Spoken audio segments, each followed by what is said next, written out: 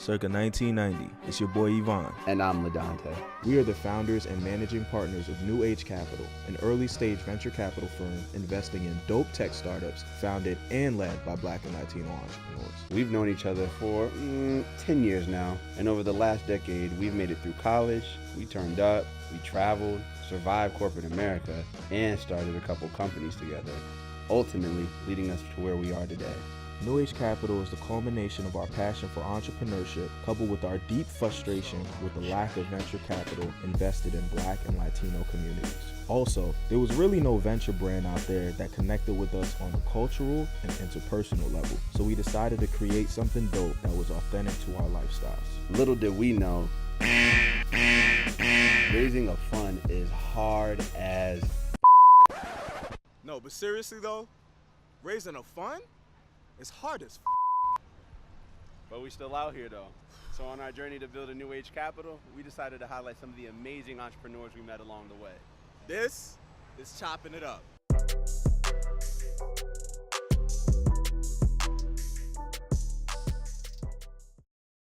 Today, we're talking to Esosa Ighodaro. Esosa is the co-founder and president of Cosign, an app that allows users to tag products and social content and get paid when those tagged items are purchased. Esosa is also the co-founder of Black Women Talk Tech, a collective of Black women tech founders whose mission is to encourage and support Black women in building the next billion-dollar businesses. Black Women Talk Tech hosts an annual conference specifically for Black women founders. There are panel discussions, fireside chats, a pitch competition, and a room full of like-minded individuals focused on building world-changing companies. While this is all great, however, the struggle for Black women in tech is as real as ever. More and more Black women in America and around the globe are starting companies. In fact, Black women are the fastest growing group of entrepreneurs in the US. However, they aren't receiving the necessary resources and support to be successful. Specifically in terms of tech startups and venture capital, Black women receive less than 0.4% of venture capital dollars in any year. Due to the VC industry's lack of networks and desire to build relationships, these founders are vastly overlooked and underfunded. Nevertheless, there are plenty of Black women entrepreneurs creating immense value with their companies, like Karen Young, founder and CEO of WeShave, Kobe Wu, founder and CEO of Visual, and Candace Mitchell, co-founder and CEO of Myavon. Still, the road is tough, so let's chat with Esosa to get her perspective on what needs to be done so that the next billion-dollar business is founded and led by a Black woman. All right, so we have Esosa in the building. Thank you for joining us. Hello. How you feeling? I'm good. How are you guys? This is doing pretty well. How are you? I love the tie. You're looking luxurious today. Oh no, I'm looking tired. End of the day. But yeah, excited to be here. Yeah, so thank you for joining us on our inaugural season of Chopping It Up. We've been building a relationship over time, and we especially wanted to have, one of the ladies of Black Women Talk Tech in, so thank you for obliging us. And then, we even want to get into the company you're building, but we definitely think this is a great moment in time where we can really leverage the resources we have to highlight a lot of the great things being done in our communities to promote entrepreneurship. And we think you ladies are at the forefront of that. So, welcome, and we'll get into it. So, tell us a little bit about yourself. To the world, who is Esosa? Where are you from? Like all the Gosh, so my name is Esosa Ighodaro. I'm from Brooklyn, New York. Hey, I'm not from Brooklyn. I was about to say, I was like, yes. I just sat quiet on that one. Oh my gosh, I am one of 7. Oh wow, okay. And so I come from a big African family. Nigeria. Yes, Nigeria, stand up. I started out in banking, finance, heavy, wanting to impact the world through financial services. Yeah, right. I remember those days. Yeah, that turned old quickly once you realize who's really running the show. And then, I ran into my co-founder randomly on the subway, and I started a business with a stranger. Yeah. And we started Cosign, and I've never looked back So I've been running my tech company for a few years now, and it's been one of the most rewarding experiences. It's been very hard. It's been some challenging times, but it's still overall most rewarding. Let's take it back a little bit. Growing up in an immigrant household, I have the same experience. Entrepreneurship isn't necessarily always promoted. It's kind of go down one of these corporate America paths of being a lawyer, doctor, engineer, finance, whatever. At what point, did that change for you, and how was, that feedback from your family and that interaction from your family about? Oh, it was very, very interesting. Funny enough, both of my parents were business owners. Okay. So they worked for themselves. They understood that whole hustle and grind. But for whatever reason, since I was doing so well at Citigroup, I was working at Citigroup for a while, for almost 7 years, and they were like, so you're going to leave this good paying job though? To do a business that you not really like, business is risky. It was encouraging when my father had me do a little exercise. He was like, okay, I know you think you're doing well in corporate America. You're getting promoted, you're getting raises, but I want you to do something for me. You're on the producing end of business, right? You're doing something that allows the bank to make money, right? So go ahead and calculate what your salary is against how much you've made them this year. Of course, when I did the calculation and I found that I wasn't even a rounding error, I realized that there might be a world of opportunity out there for me to create value for people in exchange for money, right? A real equitable business. And so I started looking at different ideas from like even small ones like having a bodega or having like one of those dry cleaners, like something that was like every day, like people gonna need it. I actually got into apps with games originally. And so I had 2 games I created partnering with a tech developer, and I put it in the App Store. It was a cool experience just to get a sense of it. But I was like, okay, how do I make money doing this again? Like, how many people I gotta have on there to do this? This is a little, interesting. It's fun, but I hope everybody enjoys it. The numbers aren't adding exactly. up. So I said, okay, let me check out something else. And so, luckily, I just met my co-founder, Obiodun Johnson, and I started looking at different conferences to get me some more exposure into technology, but more so on the marketing tech side, because I don't know if I was ready to fully dive in just yet. Right. And then until we started having a conversation about it, came up with the concept for Cosign. And then I decided to I was ready to quit that day. Wow. But AJ was like, wise one. He's like, stay at the job at least for a year, save us some money, right? No lattes. And then let's see what that's going to look like. Talk a little bit about, Cosign, why of all the ideas you kind of decided to stick with that one, and what that early kind of customer validation process was like, or did you guys start building right away and then try to figure it out along the way? It was interesting. When I decided I wanted to kind of finally get into technology and start doing the app thing more, the concept for Cosign is essentially we allow anyone to tag product information within images before sharing it to social networking sites, making it an interactive and shoppable post. And the reason why that was so important in that time was that everyone was shopping through social media, but they were using so many antiquated ways to do so, and sometimes coming up short with figuring out what the information was in the first place. I was constantly coming against this issue, right? So I was discovering things and trying to figure out where to buy it from. I know brands want to know where they want me to know where to get it so that I can purchase it, but there wasn't that connection point. It was too much of a crazy process for you to get the information you needed at the right time. And so I thought Cosign was a no-brainer for me, who's an avid shopper. And I love shopping online. I love like discovering things and I felt like this was a new wave of how people were going to shop in the future, right? And so we felt like we were a little bit ahead of the curve, and I think to some degree we were. We started doing small fundraising a bit with friends and family. Literally almost everyone said no, except for my sister and like an old friend, family friend from back in the day gave me some money, and that's how we started. Like literally small, but some. How much? How much was the pool? The beginning pool was $20K, and that's all we had to get started. You didn't get a 2 mil friends and family? Huh? I know. My little 2-0.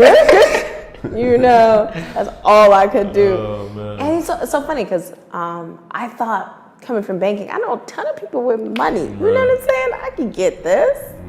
That was going to be the easiest thing for me, right? Turns out being the hardest thing, because apparently other people have ideas of what they want to do with their money besides give it to me. And I was not happy about that. But when I had to figure out another way, we kind of got 75% of the way into building the product, or the beta side of it. And we decided, since we ran out of money, let's do a Kickstarter.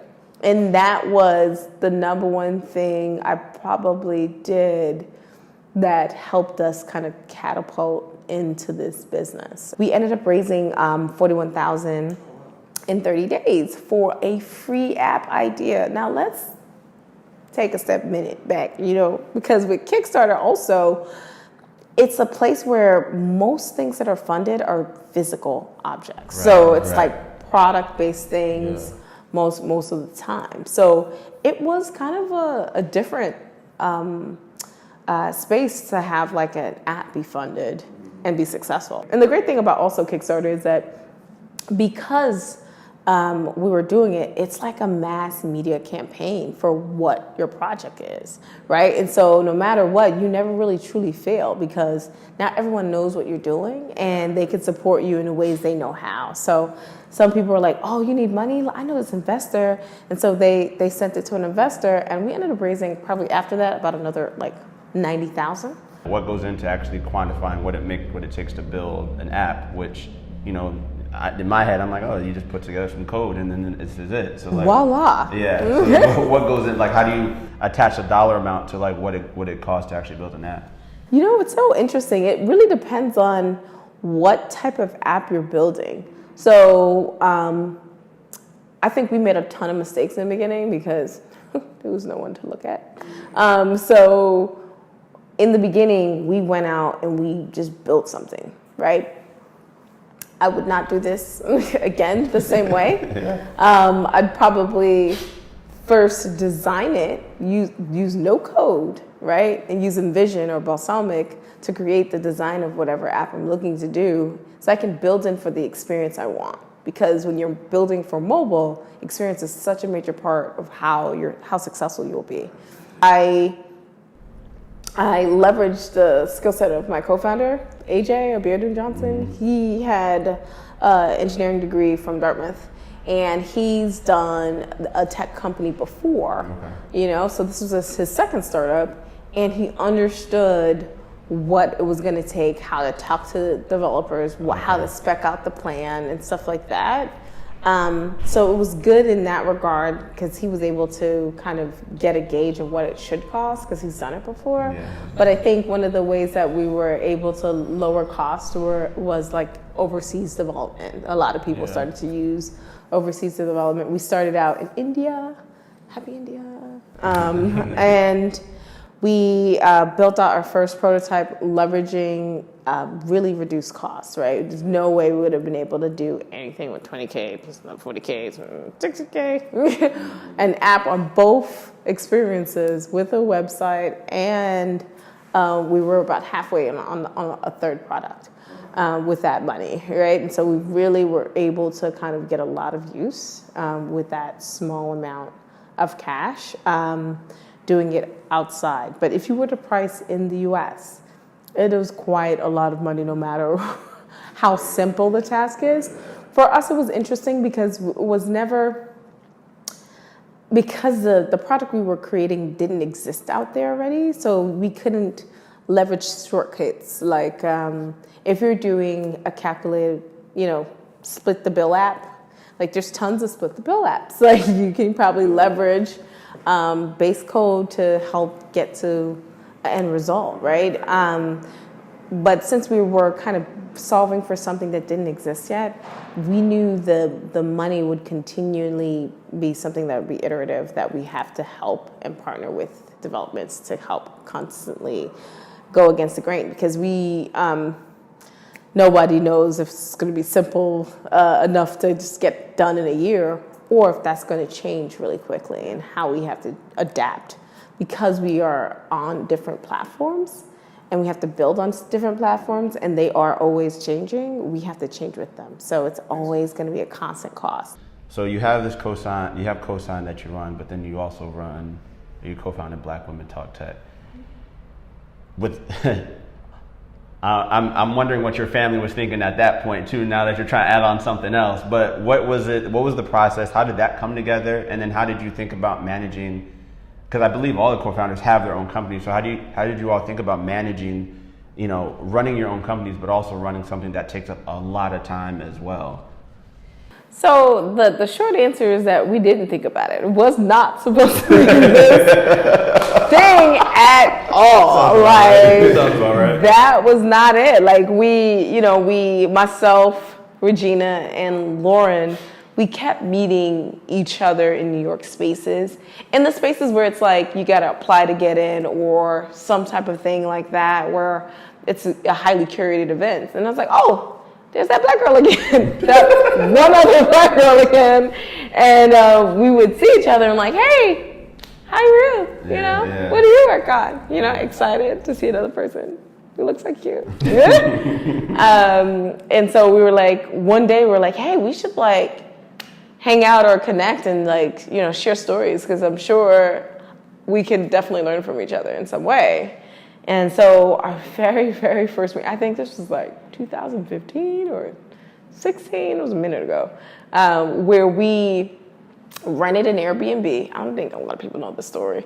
We rented an Airbnb in Connecticut and invited a bunch of like female founders to come spend a weekend and let's just exchange stories. I invited my friend who's a masseuse. You can get massages. We can go do yoga. We can do a whole bunch of like fun stuff. So it was like this balance of relaxation and like mental health, and okay, let's try to see how we can help each other, right? Like what are your struggles with your businesses? What's going increasingly well? How could we exchange your stories and support? So the first one was amazing. Like it was like 10 girls, and they were just so excited to support each other, and we all like brought food ourselves. Like it was like really potluck style, like type of thing. And so the next year we're like, hey, I feel like this was such a good experience. We're like, let's figure out how we can get more people to be a part of this, because I definitely didn't know other Black tech founders until you invited those girls, and I would love to find out if there are more. Where are they? Like, no, seriously. So we decided like, let's do like a one-day conference, because overnight is kind of really tough to kind of put on someone. So when you run a business, we get it. So we're like, okay, let's try to do a one-day event and see if we can get people to come to this thing we're doing. So I partnered with one of my advisors at Google and said, hey, we're looking for a little classroom. Can you give us a little classroom, please? And it's like, oh yeah, we'll be the event sponsor. So we got a little space, fits 30 people, like really small. We were like hoping we had 10 people last year, maybe we'll get 15. Maybe we can fill 30. Like that was like aggressive. Us filling 30 seats, like I've been in, at the time, I was in technology, or at least discovering technology for like 3 years at the time. And I barely saw, I couldn't count. One hand how many people, were Black female founders, like tech founders. So it was such a surprise when we literally threw this people together to come into the room and talk to us. It's like, what's content we want to know about, and who can we invite to talk about it that is the best at it? So we ended up circulating this little flyer. We put together sketch, real a straw man type flyer, and people really took to it. It was weird, but they took to it. We ended up getting over 300 requests to attend and join, and we were like, the classroom ain't gonna fit 300 people. Do you cater as well? We need all the stage now. I was so flabbergasted. We were all flabbergasted. We didn't even know what to do beside ourselves. When I say, wow, how about I didn't even know an interview existed, and it was a really surprising. So we decided to put an application process in place, because we couldn't change the space because it was kind of too late in the game, because we, found our things, didn't get a chance to promote as early as possible. So it was 2 weeks before, so everything's booked at this point. And so we're like, okay, let's put an application and see, let's have the people who are doing the best that they can and have strong metrics to be in the room, so that we can start talking deep about conversations about really scaling the business up, right? And so that was what we ended up doing. And so we heard everybody, there were a lot of people who were upset that didn't get to go or come, and I get it, because that's 270 people that we didn't get to service. So we're like, okay, next year we'll do better. We're try to find a bigger space that could hold the amount of people that came at least the first year. So we did it the next year at Microsoft. So we started creating a whole bunch of we started being real definitive about who we are and what we represent and how we're going to support and deliver to other tech founders like us. So that's interesting. So you clearly knew there was a market there. You all knew these women existed and want to hopefully keep scaling.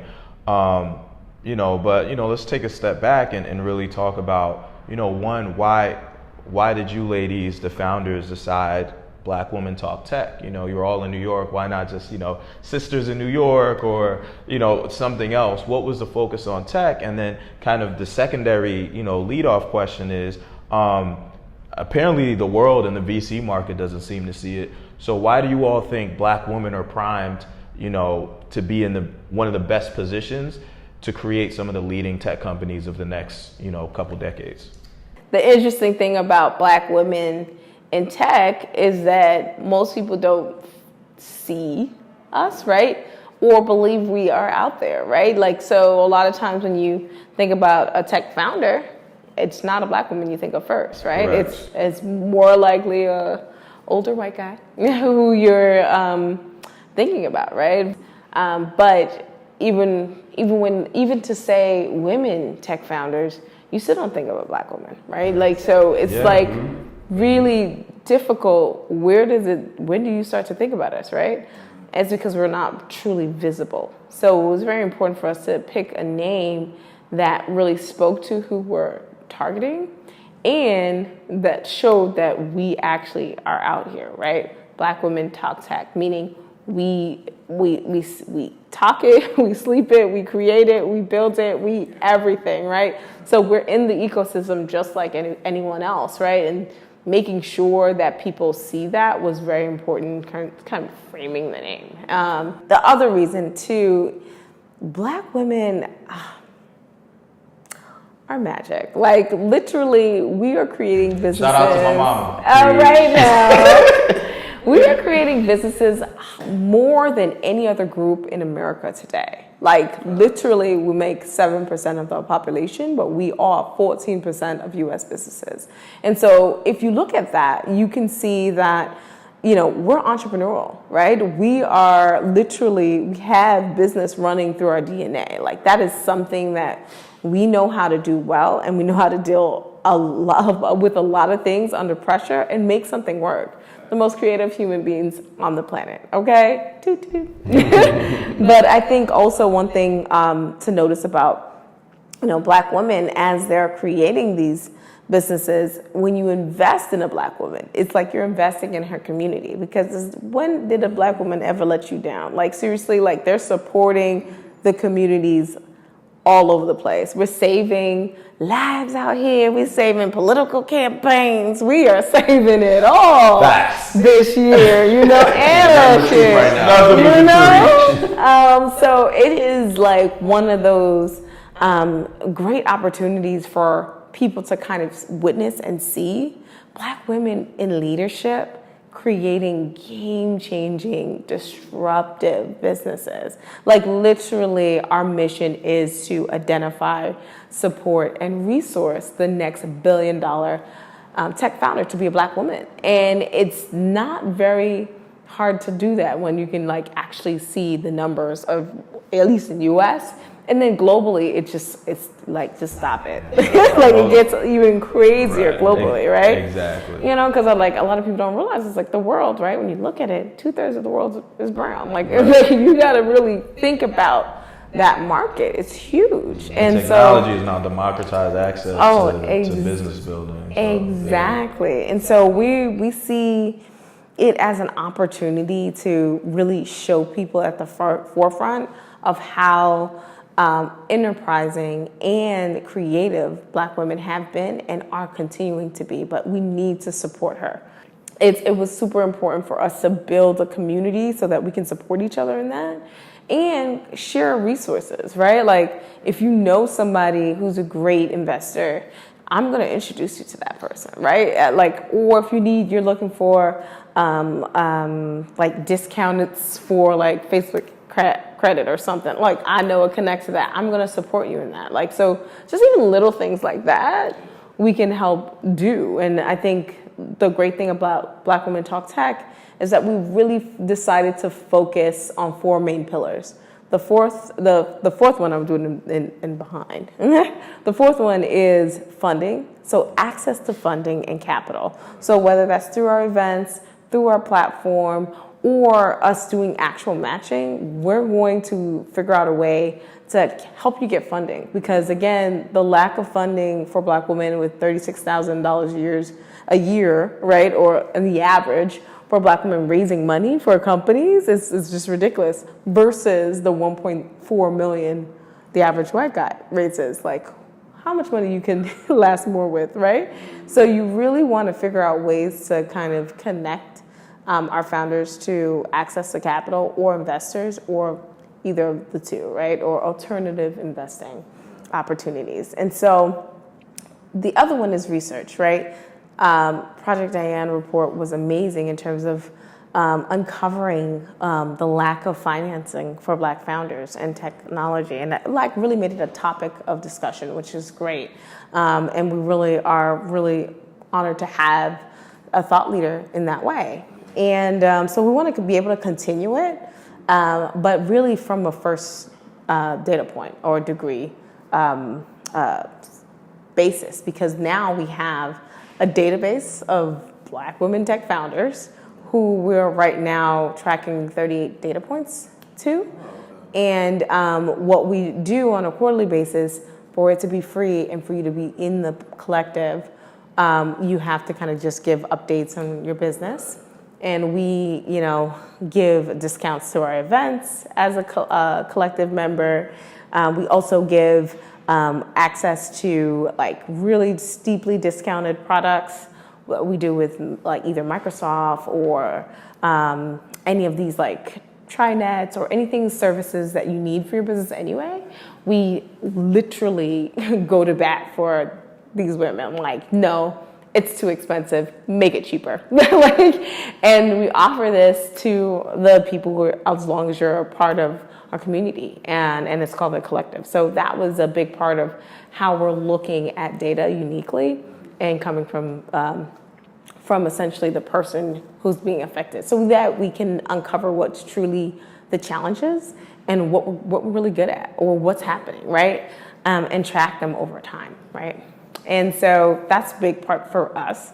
Then the second one is promotion. Like I said, if out of sight, out of mind. If you can't name 5 Black female founders, We were literally just having this conversation a couple days ago. it's a problem, right? Like 5, you can do that for any, Right. And so you have to be able to do that in order to support how are you being able to lift the profiles of Black women tech founders? And so that's one of the big things we focus on, whether it's like highlighting folks through our newsletter, pushing people to get in front of for speaking engagements, getting them press and PR, getting them in front of opportunities to get on television. Like we've done that all, and really trying to really push this whole idea of a tech leader being a Black woman. Yeah. Like that is the main thing, because if I can get you to believe that, I can get you to invest in her. I can get you to buy from her. I can get you to invest in that community by investing in her, in buying her product, right? Because she's going to hire diverse. She's going to support the communities that she lives in, right? Because women do that, And so that was a big part of making sure we have representative. And then lastly is education. So we do this, of course, through our conference. We have Phenomenal conference. Thank you. We plan to win this. Like, technology is here to support and make it easier and create efficiencies in the market. And there are a lot of opportunities that you can only frame as a Black woman, right? Like, or as a Black man, or as a Latino woman, or a Latino man, right? So why not invest in those ideas and reap the benefits, right? And so we're hoping that we can do that. So, you brought up acknowledgement and promotion, and, we talk about it a lot. And, there's been a lot of talk in the tech industry the past, I guess you could say, year and a half, due to some incidents that have happened, but highlighting female entrepreneurs, female venture capitalists, and this push of, the future is female, and really highlighting these entrepreneurs.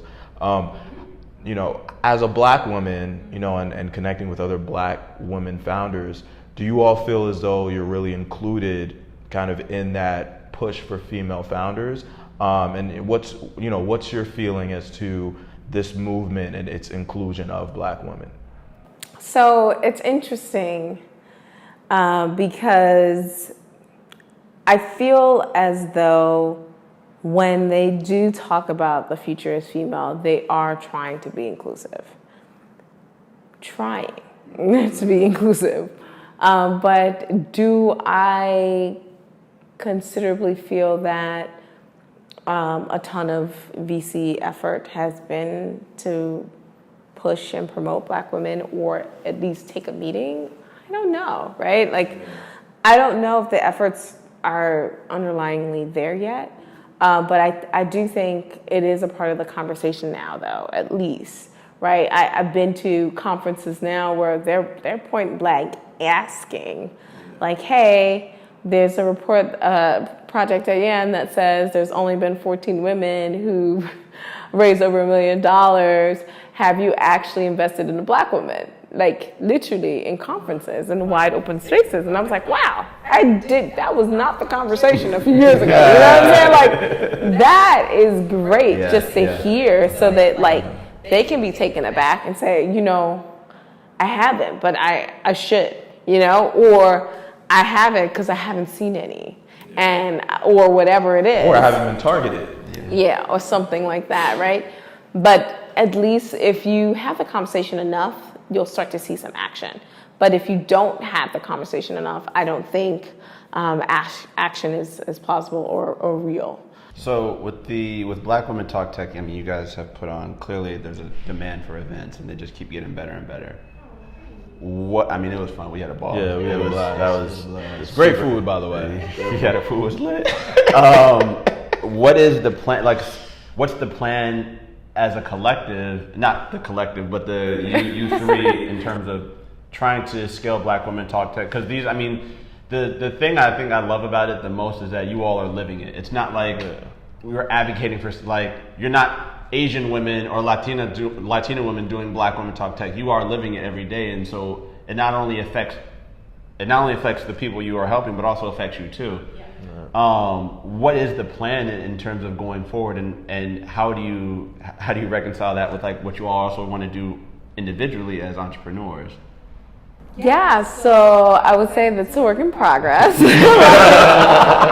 definitely a balancing act. I think one of the interesting things is we're used to juggling a lot, right? As founders, you're doing it all anyway, right? And you're used to dealing. But I think what we're really understanding of recent is that we got to figure out how to delegate some of these tasks or partner so that we can have a better organization for the founders. And that's what it's about, for the founders and for us, right? Like we are the founders. Like we want it to be just as good so that everyone benefits the same. And so I think one of the ways we're doing that is like partnering with community groups that are similar or in the same space and doing either partner content pieces with them or even creating ways of how we provide access to each other and opportunities for founders, right? Or even just figuring out unique ways to set us up for success. And so we have some really cool things, like really cool things coming up. And we're excited. You're gonna have to wait and see. But it's great because we probably couldn't have done this all without our sponsors. The sponsors have made this has made us really great because now we're able to push past what we ever thought we could do. You made them see. Yeah. See us as important, and there's actually a ton of people wanting to get in front of Black women tech founders, right? And now we finally have a space for them to get in front of them, right? Because it's a hard resource. You getting in front of a CEO of a company, excuse you? That's something that is of value, and showing that value is also amazing. So my last question is just, I know you all are doing a lot, and you've kind of taken that solutions and victor mindset, but being the life that you live as Black women and just as a minority in this country, those pressures can a lot of times, lead you to have a negative mindset or approach life in that type of way. What advice would you give, any Black woman right now that either is a new founder or looking to be a founder and feels as though all the cards are stacked against her? What perspective do you want her to have? Okay, well, I would say to her to keep the hope alive because, there are always going to be things happening, even if it wasn't racially charged or something happening personally with your family or with you. You just got to kind of try to live above the fray, right? And just try to figure out things that you can control. And then everything else you just can't, you just manage, right? And I think that was the best advice that I was ever given, because there is a lot to manage, personally or, career-wise or with running a business. I think that's one of the biggest things. And try to support things that are important to you too. Because I think, that's a big part of being human. If you feel very closely related to something that's happening today, make it a part of your, you create the ship you want, right? So you can make it a part of your everyday. It's hey, today we're about to do this service activity because I feel that as an organization, this is what we believe in, and do what you think is possible, right? And go ahead and go for it. I think also, it's a lot easier now to run a business than it was when I started. So you have every opportunity to go ahead and do it. I mean, all your other sisters are doing it. You might as well do it too. No excuses, ladies. Exactly. If you got we only 7% of the population, we got 14% of all the business. Yeah. Okay, let's push this. You got it in you, so go ahead and let the world see it so that you can be a testimony for others that are coming after you, because it's so important to create that legacy. Yeah. Like, I'm so big on legacy building. Like, go ahead and do that so that we can see what can become, right? Like you don't know how much you're affecting others just by being visible. The NAACP reached out. Like, there's so many different people that reach out, and they're like, I didn't know anyone. I always feel like I'm in a closet anyway. No one sees what I'm doing. But like, people always watching. You know, like, people are always watching, and they really want to be inspired, because you don't know how you're gonna pick them up that day when you give them a set of advice or support others. And you know, once you create something of value for people and they're thanking you like profusely for creating this thing, they don't even know what to do with themselves. That's something you created, right? That's something you can like hold on to and really like share with the world. And so there's no feeling like it. So I would chase after it, build something of value, and allow people to really appreciate you. Well, we really appreciate you coming through and sharing your journey. Absolutely. I think what Black Women Talk Tech, I mean, for Yvonne and I, one of the missions and kind of the things we were thinking about when we were first starting New Age Capital was how much we wanted to invest in Black women and how nobody else was really doing it. So we were just trying to be the first ones to the gold mine. But I think even more so, being able to attend your events, being able to see the amount of fellowship and the amount of like camaraderie that you really don't get at other tech events is something that was inspiring to us. And so what y'all are doing is amazing. Y'all knocking down walls. Absolutely. You know, opening up pocketbooks and ripping the money out. Building castles of money piles. Yeah, and, no, you know. You guys, I mean, you ladies are actually absolutely killing it, and I think that you know, hopefully when people watch this, they get more involved, and then I'm positive next year's event is we're gonna need to flood the city. So. Oh my God! And I can just imagine in 2025, you know, we're happy to have this little tidbit that you showing us little people's little love. You know, so when you guys are out here lit doing global events, you know, it'll really show like, no, this has been, you know, years in the making. And then the last thing too is just from our part, you know, and we had spoken about it briefly, but we've taken it upon ourselves to make sure we get more men at these events, right? Because there should have been more men, right? Like, we enjoyed it, we saw the quality of it, and there just should have been more support for men, Black men, white men, whoever, just more men. And I think, you know, once again, the more men or the more people in general we get seeing these women and the potential in these women, and the more of us we actually get there to actually interact with them, you know, I think it's just going to continue to take it to another level. So you can hold us accountable to that, but we're going to try our best too to bring as many men as possible to really start leveraging, you know, our privilege as men. Oh, I appreciate that. Everybody needs to be a part of the movement. So definitely appreciate the time and you giving us a platform to talk about Black Women Talk Tech and what we're doing, what we're building. So thank you so much as well. Appreciate it. Thank you. Hey, we win. This was so cool, guys. Ooh. You guys got little cards here? What you thought I love it. You think this was a game? Well, I think. Sorry, let me get my thoughts together. Today, we're talking to